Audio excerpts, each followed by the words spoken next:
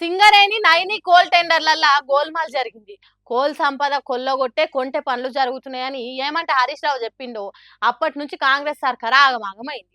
తర్వాత ఢిల్లీ సర్కార్ కూడా ఓ నజరేసింది. ఇంకేమున్నది, నైని కోల్ మైన్ టెండర్లు నహి నహి అన్నట్టు సింపుల్ గా రద్దు చేసిందట సింగరేణి యాజమాన్యం.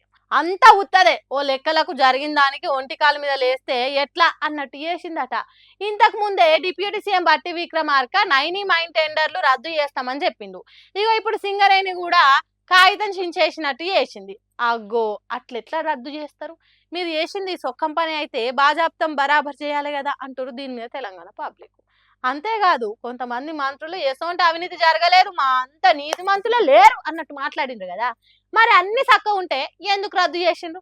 అన్ని ముత్యాలైతే పలుగురాళ్ళ తీరుగా ఎందుకు పలుగుతున్నాయి అన్నట్టే ఉన్నది ముచ్చట అని అంటారు. అయితే టెండర్లు ఇంకా షురూ కాలేదు. ఎసోంటి రూల్స్ ఉండాలి, టెండర్లు ఎట్లా కట్టబెట్టాలనేది సింగరేణి పాలక మండలి పదురుకొని మళ్ళోసారి మీటింగ్ పెట్టుకొని కొత్త నిర్ణయం తీసుకుంటారట.